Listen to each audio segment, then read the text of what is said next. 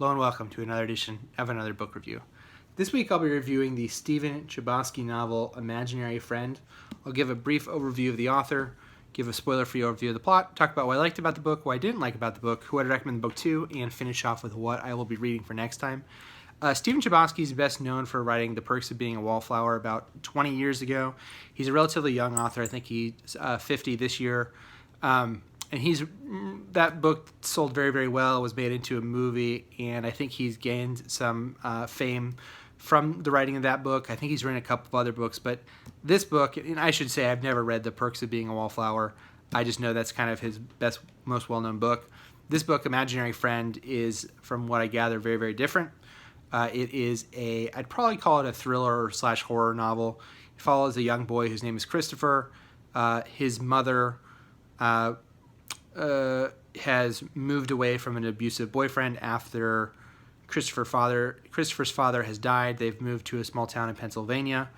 And through a series of events, Christopher, who's kind of the new kid at school and is kind of bullied, he eventually becomes kind of embroiled in kind of a supernatural world and becomes kind of in the middle of a war between two factions. Really saying anything more than that kind of makes it spoilery, and I try to want to avoid the spoilers here, so I'll probably just stop there. I found that the book was... Stephen Chbosky, I think, is very, very good at writing tense moments.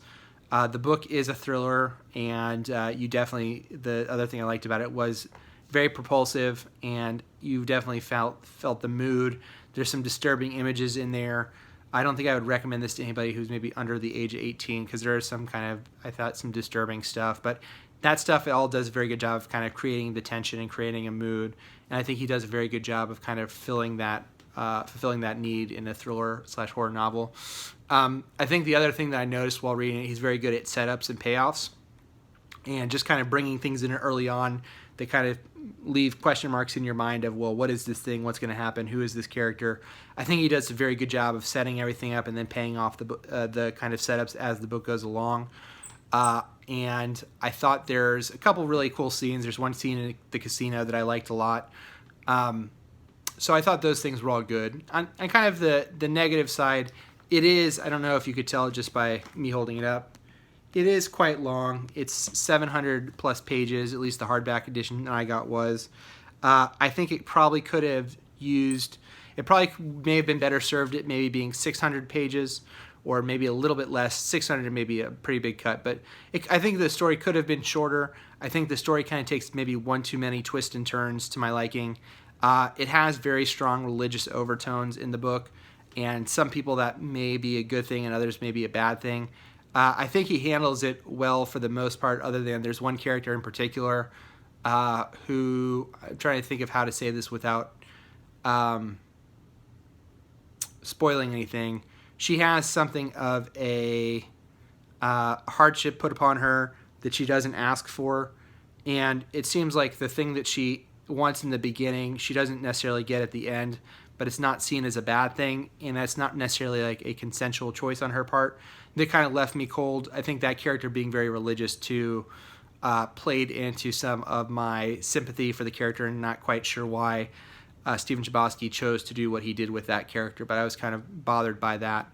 The writing at times is a little spotty. I think there were a couple of sentences where I would read the sentence and have to read the same sentence 2 or 3 times to get the understanding. And there's a couple of spots where I read the sentence multiple times and wasn't sure what he was trying to say there. It's not so much that the writing itself is complex or flowery, because it's not, but it's just there's some parts of it that I didn't think were particularly well written. He uses kind of the same phrases over and over and over again that may get tiring for some people.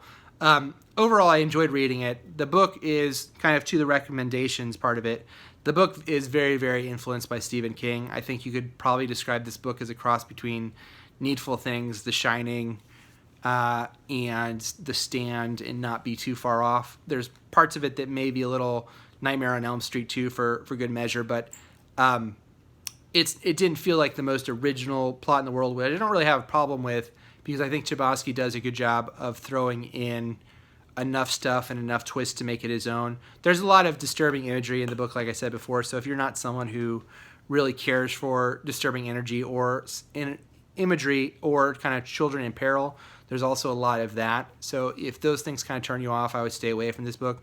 But if you want just like a pretty Stephen-esque thriller that's about 700 pages long, I think you could do a lot worse than Imaginary Friend by Stephen I believe it's pronounced Chbosky. If that's incorrect, I apologize, Stephen, or anyone else who kind of knows. But that is Imaginary Friend by Stephen Chbosky. And next time I'm going to be reading The Woman in Black by Susan Hill. Until next time, please feel free to like the video, subscribe to the channel if you haven't already, and follow me on Twitter. I'll leave my Twitter link in the description below. Until next time, bye.